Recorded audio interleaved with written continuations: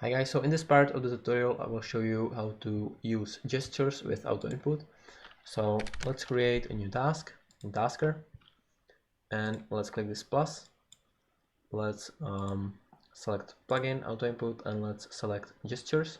Hi guys, I don't want to interrupt, but I just want to let you know that I have a website called MationX.com where I offer custom automation development. So if you're interested in automating anything for your Android device or for your computer, or automating something on managed servers where I take care of the automations and make sure they run all the time, please contact me there and we will see if we can do something for you. Thank you for watching.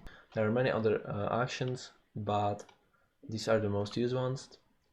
So let's select gestures, let's click the pencil button. Now let's select gesture type. Let's see, we want to normally swipe, so let's click swipe. Now we need to input the start point and the end point.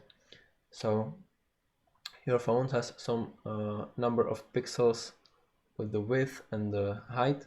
So let's select the start point somewhere on the bottom and the end point somewhere right here. So I think that would be the start point would be the X position doesn't really matter, so let's input like 100, and the Y position would be like 1800, and the endpoint would be 100 and 100.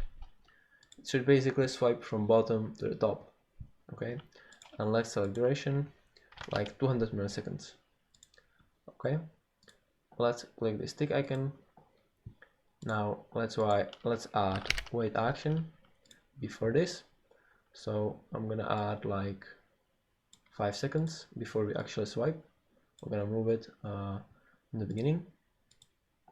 Now let's perform it and let's go back, let's go here and let's see if it actually swipes. As you can see guys, it swiped. If you would want it to swipe like this and stop easily, you would put a smaller duration, okay?